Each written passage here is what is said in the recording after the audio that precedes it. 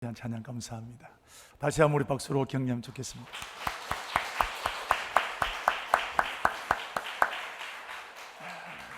한번 하나님은 살아계십니다.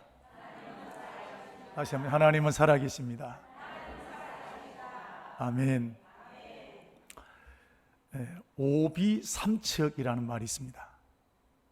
내 코가 석자다라는 그런 뜻입니다. 내 사정이 급박해서 다른 사람을 돌아볼 경황이 없다, 이런 뜻입니다. 예를 들면 우리 아이가 응급실 입원했다는 소식을 들었습니다. 그러면 엄마 눈에 뭐가 보이겠습니까? 다른 거 안 보이는 거예요. 다른 거 돌아볼 경황이 없습니다. 오늘 다윗이 이런 상황입니다. 사울이라는 왕이 어쨌든 다윗을 죽이려고 모든 방법을 짜냅니다. 한 번은 집무실에 있었는데 이 단창을 가지고 정면으로 다윗을 그냥 던졌습니다. 맞으면 이게 치명상을 입을 수도 있습니다. 근데 다윗이 피했습니다. 한 번 더 그런 일이 있었습니다. 이것만 있는 게 아니라 밤에는 자객을 보내서 암살까지 하려고 했습니다. 그래서 벽을 타고 내려와서 이제 그때부터 다윗은 집에 있을 수도 없고 집무실에 갈 수도 없고 이제 도망자가 되어지는 겁니다. 젊은 나이에. 그래서 다윗이 맨 처음 피한 곳이 어디냐면 라마나였습니다. 19장 18절 보시면, 왜냐하면 거기에는 하나님의 종 사무엘이 있었기 때문에 그렇습니다. 우리 70년대 80년대 대학생들 데모가 한참 일어나게 되었을 때 정경들이 쫓아오고 그러면 어디로 가느냐? 교회로 또는 성당으로 피하게 됩니다. 왜? 여기는 경찰들이 올 수 없기 때문에 그렇습니다. 자, 그리고 군인들도 보내기도 하고, 그럼 거기 또 있을 수 없어서 다윗은 노업이라는 땅에 제사장들이 있는 곳으로 피신을 하게 됩니다. 21장 1절 나오는데, 그런데 여기까지 사울 왕이 신하를 보내서 쫓아오게 됩니다. 이제 더 이상 다윗은 이스라엘 땅 안에 숨을 만한 곳이 없습니다. 이스라엘 땅이 미국처럼 중국처럼 크게 하겠습니까? 우리나라 강원도보다 조금 더 큰데 피할 곳이 없습니다. 그러니까 죽음의 공포가 확 밀려오는 겁니다. 야, 여기 있다는 내가 죽겠다. 그 두려움에 사로잡히게 되니까 다윗은 견딜 수 없었습니다. 그래서 블레셋이라는 나라 가드로 피신을 하게 되는데 21장 10절에 나옵니다. 그럼 이 블레셋 가드가 어떤 곳이냐면 골리앗 장군의 나라였습니다. 한때 다윗이 블레셋 나라가 쳐들어오게 되었을 때 아무도 그를 상대하지 않았는데 군인도 아닌 다윗이 물맷돌 가지고 나가서 골리앗을 쳐서 이겨버리게 되었습니다. 그런데 얼마나 다급했든지 그 블레셋의 나라로 다윗이 피신을 한 것입니다.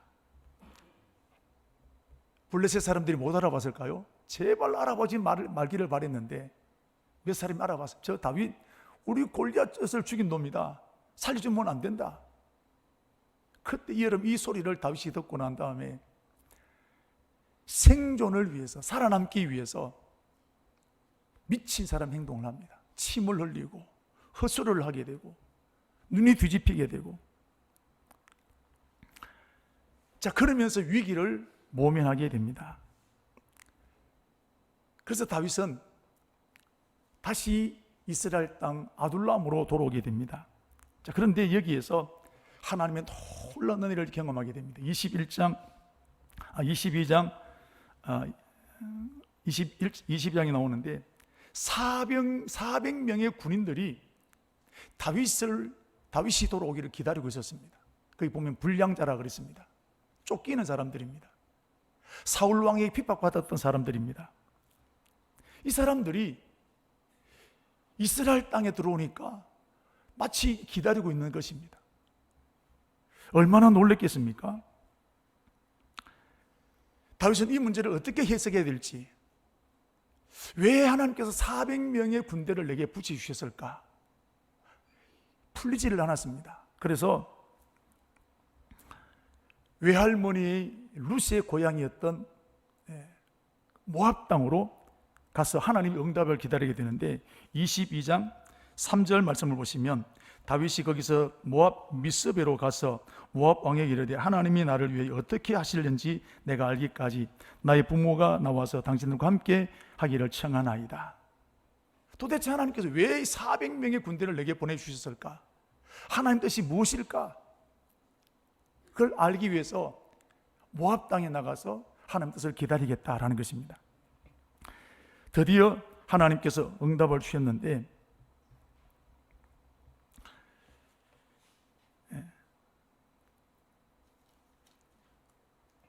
갓 선지자를 통해서 하나님 말씀하셨는데 이제 다시 이스라엘 땅으로 돌아가라.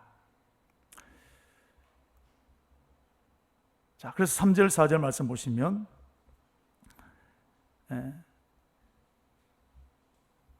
자, 그래서 이제 하나님께서 갓 선지자를 통해서 다윗에게 이르되 너는 이 요새에 있지 말고 떠나 유다 땅으로 들어가라.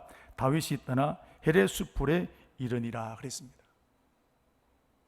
자, 그래서 오늘 다윗이 하나님의 응답을 받고 돌아오게 된 것이 어디냐면 헤렛 수풀이라 그랬습니다. 헤렛 수풀이란 말 지명 이름이 수풀이 아닙니다. 헤렛이라는 동네인데 풀이 많고 나무가 많은 곳입니다. 그래서 헤렛, 쉽게 말하면 헤렛 산골짜기다 그런 말입니다. 여러분, 이와 같이 다윗은 지금 쫓기는 신세였습니다. 한 번도 두 다리 쭉 뻗고 숙면을 취해본 적이 없습니다. 잠옷을 입고 커피를 마시고 TV를 보면서 여유 있게 잠이 들어본 적이 한 번도 없습니다. 늘 새우잠을 자야 되고 쫓기는 삶을 살게 되었습니다. 작은 소리에도, 부스럭거리는 소리에도 일어나야 될 만큼 예민한 삶을 다윗이 살게 된 것입니다. 제 다윗이 이 헤렛이라는 곳에 이르게 되었을 때 그일라에서 사람이 한 사람이 찾아왔습니다. 그리고 하는 말이 우리 그일라 지방이 블레셋 사람들에게 점령당했습니다. 우리를 도와주십시오. 그 내용이 오늘 23장 1절에 있는 내용입니다. 여러분, 그일라는 다윗이 숨어있는 이 헤렛에서부터 약 30리 떨어져 있는 곳입니다. 군사적으로 굉장히 중요한 큰 도시입니다. 그런데 블레셋이라는 나라가 여기까지 쳐들어왔습니다. 이것은 이스라엘 나라의 힘이 그만큼 약해져 버렸다는 겁니다. 이때 왕이 사울입니다. 이런 왕이라면 생명 걸고 지켜야 될 군사 요충지가 있습니다. 이 그일라는 군사적으로 굉장히 중요한 곳입니다. 예루살렘 가까이 있습니다. 그러면 어떻게든지 이 그일라를 지켜야 되는데 그일라가 블레셋 군대에게 함락되고 말았습니다. 다윗이 이 군인을 있을 때는 골리앗 장군을 때려잡았습니다. 블레셋 나라가 감히 이스라엘 나라 근처로 침범하지도 못했습니다. 그런데 이 사울 왕은 나라의 모든 힘을 다윗을 잡는 일에, 다윗을 죽이는 일에 모든 에너지를 다 쏟았습니다. 그래서 심지어는 22장 17절 말씀을 보시면 노업 땅에서 제사장들이 있는데 다윗을 숨겨주었다고 이 제사장들을 찾아가서 85명의 제사장들을 여러분 죽여버리는 일이 나옵니다. 22장 17절을 한번 보십시오. 왕이 좌우의 호위병에게 돌아가서 제사장들을 죽이라. 그들도 다윗과 협력하였고 그들이 다윗이 도망한 것을 알고도 내게 알리지 아니하였습니다. 그래서 하나님의 종 제사장들을 85명을 집단 학살해버리게 되었습니다. 이렇게 사울 왕은 나라의 힘을 다윗을 죽이는 일에 모든 것을 쏟아부었습니다. 이 틈을 타서 블레셋 군대가 그일라를 쳐들어와서 빼앗아버리게 된 것입니다. 이런 마귀는 힘이 있으면 절대로 공격하지 못합니다. 내 힘이 약해질 때를 기다리는 겁니다. 그래서 특별히 교회 안에도 내부적인 분쟁이나 서로 미워하거나 갈등이 있을 때 그 틈을 비집고 들어와서 마귀는 교회를 혼란스럽게 만들어버리게 됩니다. 여러분, 교회는 하나가 되어야 될 줄로 믿습니다. 마귀는 하나가 되면 7길로 왔다가 한 길로 왔다가 7길로 도망쳐버리게 되는 것입니다. 우리 다른 청강교회가 마귀를 겁먹게 만드는 교회가 되기를 축복합니다. 자, 이 블레셋 군대가 거일날을 쳐들어오게 되었을 때가 어느 때였는가? 오늘 1절 말씀을 보시면 타작마당을 탈취하더이다 그랬습니다. 타작마당이다 그랬습니다. 이 거일날 사람들은 땀을 뻘뻘 흘려가면서 열심으로 농사를 지어서 타작할 때가 됐습니다. 그때 쳐들어온 거예요. 자, 질문. 어떻게 하다 보니까 타작할 때 쳐들어왔을까요? 아니면 의도적으로 계획적으로 타작할 때 쳐들어왔을까요? 정답입니다. 왜? 타작할 때 와야 빼앗을 게 많단 말입니다. 마귀는 언제 공격할까요? 곧 무너지는 교회는 공격하지 않습니다. 왜? 그냥 둬도 망하기 때문에 그렇습니다. 교회가 부흥할 때, 전도하고 새가지 기도로 올 때, 교인들 은혜 받고 헌신하게 될 때 마귀는 교회를 공격합니다. 그래야 교회가 치명적인 상처를 입기 때문에 그렇습니다. 교인들이 우왕좌왕하게 되고 기도에 불이 꺼지게 되고 심지어는 교회를 떠나는 일들이 일어나기 때문에 그렇습니다. 우리 청강교도 이런 경우들이 몇 번이나 있었습니다. 이렇게 마귀는 그 빈틈을 비집고 들어오는 겁니다. 마귀는 교회가 부흥하려고 하면 그때를 여러분 불을 꺼트리게 만드는 것이 마귀라는 것입니다. 그러므로 오늘 이럴 때 저와 여러분들 해야 될 일은 더 뜨겁게 기도하고 더 뜨겁게 예배해야 될 줄로 믿습니다. 할렐루야. 우리가 뜨겁게 기도하고 예배하면 마귀는 힘을 잃어버리게 됩니다. 우리가 기도하지 않으면 마귀는 득세합니다. 우리가 기도하면 마귀는 힘을 잃어버리는 겁니다. 모세가 손을 들면 이스라엘이 이겼던 것처럼, 손을 내리면 아말렉이 이겼던 것처럼 오늘도 똑같습니다. 기도에 손을 들면 이기게 될 줄로 믿습니다. 이런저런 이유로 기도하지 않으면 교회는 마귀가 득세하게 되는 것입니다. 자, 이렇게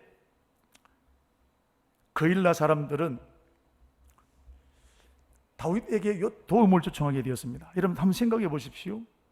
거일라 사람들이 도움을 요청하면 사울 왕에게 도움을 요청하는 게 맞습니까? 아니면 다윗에게 요청하는 게 맞습니까? 사울은 나라를 책임지고 있는 왕입니다. 백성이 위기를 만나면 왕에게 도움을 요청해야 맞습니다. 근데 다윗은 아무것도 아닙니다. 근데 다윗에게 요청을 한단 말이죠. 특별히 지금 다윗은 자기 코가 석자입니다. 사울 왕에게 쫓기고 있습니다. 다른 사람들을 도와줄 형편이 없습니다. 그런데 왜 이들은 다윗에게 와서 도와달라고 했을까요? 다윗은 믿을 수 있었기 때문입니다. 지금 이 사람들은 죽느냐 사느냐 문제입니다. 취미생활 하는 게 아니에요. 서바이벌 게임 하는 게 아닙니다.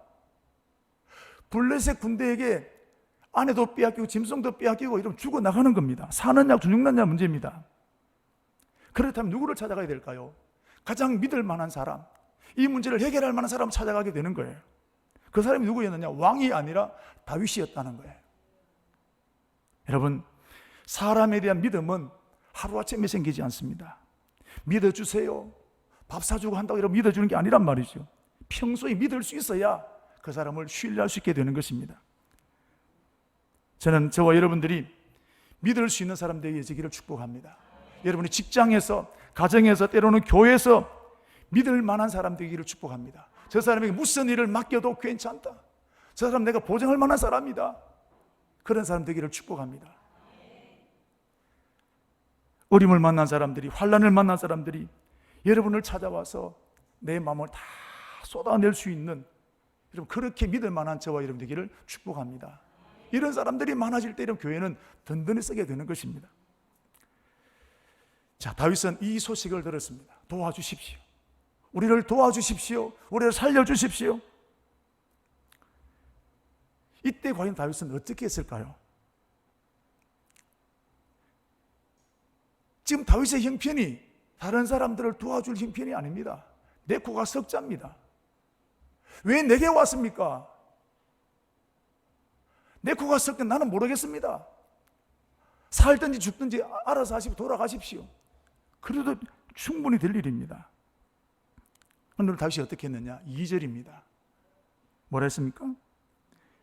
다윗이 여호와께 묻자와 이르되, 기도한 것입니다. 왜 기도했을까요? 부담됐기 때문입니다. 모른 체 하면 되는데 자꾸만 다윗의 마음속에 부담이 생기는 거예요. 이걸 가리켜서 믿음의 오지랖입니다. 우리도 이런 지나보십시오. 나와 아무 상관없는 일인데 내가 안 하면 되는데 자꾸 거기에 이런 마음이 쓰이는 겁니다. 부담감이에요. 은혜 받게 되면 자꾸 교회 할 일이 보입니다. 아무도 하지 않는데 그게 뭐냐, 하나님 내 안에 자꾸 그런 부담감을 주시는 거예요. 사르밧 과부를 보십시오. 흉년을 만나서 더 이상 견디기 어려워서 아들과 함께 이제 마지막 식사를 하고 인생 끝내려고 했습니다. 그때 엘리야라는 선지자가 찾아와서 하는 말이 말도 안 되는 말을 합니다. 그 식사 내게 주시오. 다른 것도 아닙니다. 마지막 식사입니다. 인생을 끝내려고 하는 마지막 식사인데 하나님의 종이 와서 내게 주시오. 사르밧 과부, 저 별 미친놈 다 있네. 그러고 끝내버리면 됩니다. 근데 그 말이 자꾸 부담이 되는 거예요. 이게 믿음의 오지랖이라는 거예요. 오늘 저와 여러분에게도 마음에 자꾸 부담되는 게 있을 겁니다. 눈을 감아도 자꾸 그 생각이 나아지게 되고, 떨쳐버리려고 해도 자꾸 마음 부담감이 되는 게 있단 말이죠. 우리가 지금 잘 알고 몇 번에도 말씀드렸는데 최일도 목사님이 지금은 유명한 바퍼 이 운동이 전국으로 세계까지 알려지게 되었는데 출발이 어떻습니까? 프랑스로 유학을 가려고 청평에 이제 아침에 이제 가게 되었는데 그때 이제 갔다가 저녁 때 돌아옵니다. 근데 청량리역에 아침에 보았던 그 노숙자가 하루 종일 지났는데 그대로 있는 겁니다. 막 화가 나는 겁니다. 어떻게 저 한 사람 도와주는 사람이 없냐? 하나님 살아계시긴 합니까? 왜 저 사람을 도와주는 사람이 없습니까? 얼마나 많은 사람이 지나갔는데. 그래서 자기도 지나갔습니다. 몇 걸음 지나가서 횡단보도 앞에 서 있는데 자꾸 마음에 부담이 생기는 겁니다. 그래서 그 사람을 데리다가 자기 집에 데려와서 씻기고 먹이고, 여기서부터 이런 바퍼가 시작되었다는 것입니다. 부담감이에요. 여러분, 하나님께서 오늘 저와 여러분에게 일을 맡기실 때 주시는 사인이 뭐냐? 부담감입니다. 그럼 부담감 받을 때 하나님 지금 내게 그 일 하기를 원하시는구나, 아멘으로 받게 되기를 축복합니다. 자, 부담감입니다. 다른 사람 모른 채도 됩니다. 나만이 아는 거예요. 이게 하나님께서 우리에게 일을 맡기실 때입니다. 지금 내 코가 석자인데 하나님께서 부담 주시는 것이 있을 줄로 압니다. 기도하라는 부담감, 또 헌신하라는 부담감, 때로는 하나님 헌금을 드리는 부담감. 자꾸만 이 내 마음속에, 지금도 여러분에게 그런 마음이 있는 분은 있을 줄로 압니다. 이때 여러분 두 마음이 생깁니다. 아니, 하나님 잘 모르겠고 내 코가 석자입니다. 내가 지금 다른 사람 돌아볼 그것을 할 만한 경황이 없습니다. 그런데 또 한 가지는 그래도 해야지. 두 마음이 왔다 갔다 합니다. 이때 어떻게 될까요? 다윗처럼 기도하는 거예요. 자, 기도하면 하나님이 어떻게 하실 것 같아요? 부담감 그걸 자꾸 하라는 응답을 주시는 거예요. 사르밧 과부 보십시오. 그 부담감을 가지고 있는데 아마 속으로 기도하지 않았을까요? 근데 음식 대접하라 하는 거예요. 그 음식 드리라 하는 겁니다. 다른 사람 보게 되면 그 미친 짓입니다. 오지랖이 넓어도 그렇게 넓을 수 없는 겁니다. 자, 오늘 다윗에게 하나님께서 어떤 응답을 주셨느냐? 네가 거일 나를 구원하라는 겁니다. 그러면서 또 한 가지 마음속에 주신 것이 네가 블레셋 가드에 있다가 아둘람 굴로 돌아오게 되었을 때 400명의 군인을 허락한 것 왜 준 줄 아느냐? 이거 하라는 겁니다. 그런 감동 주신 거예요. 여러분, 하나님은 지금 다윗이 어떤 형편에 처해 있는지 아십니다. 다윗의 코가 석자인 거 분명히 알고 계십니다. 그런데 왜 하나님은 다윗에게 거일 나를 구원하라고 하셨을까요? 다윗 입장에 보면 서운합니다. 내 형편을 다 아시는 하나님이신데 왜 내게 이런 일을 맡기실까? 하나님에 대해서 야속할 수 있습니다. 섭섭할 수 있습니다. 제가 개척하고 난 다음에 얼마 있지 않아서 아내가 이가 원래 좀 좋지 못해서 이제 개척하면 이도 이제 제대로 이제 뭐 하기 힘들어서 돈을 좀 모은 것 같아요. 그 이제 적금 탈 날이 됐는데 새벽 기도할 때 그때 교회가 개인 의자였는데 하나님이 자꾸 마음속에 그냥 의자 좀 하면 좋겠는데 부담을 주셨다는 겁니다. 이 돈이 어떤 돈인데? 이 돈이 어떤 돈인데? 근데 자꾸 기도만 하면 그 생각이 드는 겁니다.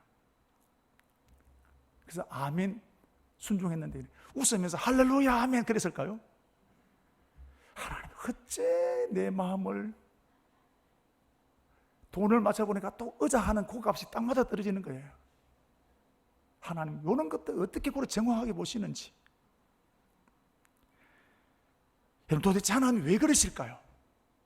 다 아시는 하나님이 왜 그러실까요?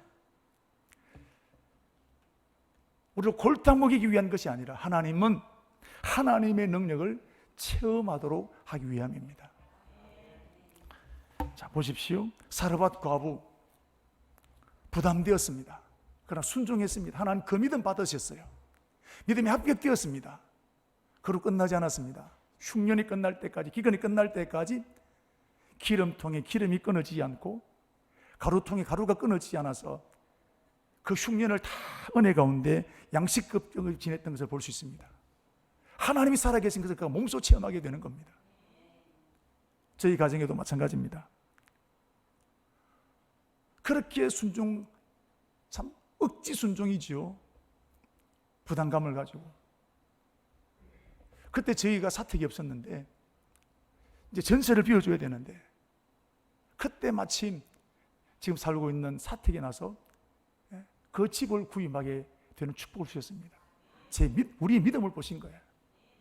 여러분, 하나님은 다윗에게 왜 이렇게 하셨을까요? 이제 다윗은 곧 왕이 될 사람입니다. 하나님이 지금 다윗을 왕으로 훈련시키는 것입니다. 왕은 내 코가 석자라도 백성을 먼저 도와야 됩니다. 그것을 훈련시키는 겁니다. 왕궁에서 책상 안에서 훈련시키는 것이 아니라 생활의 현장 속에서 실제 생활 가운데서 다윗을 훈련시키게 된 것입니다. 자, 다윗이 왕이 되면 거일라 백성은 누구 백성입니까? 사울 백성입니까? 다윗 백성입니까? 다윗 백성입니다. 그러면 이 거일라 사람들이 자기가 그렇게 어려울 때 다윗이 그렇게 어려운 것을 어려울 때 도왔는데 그걸 알았던 거일라 사람들이 다윗에게 어떻게 할까요? 절대 충성하는 거예요. 지금 내 코가 석자인데 부담되는 분이 있을 줄 압니다. 선교사를 도와라, 헌신해라, 저것해라.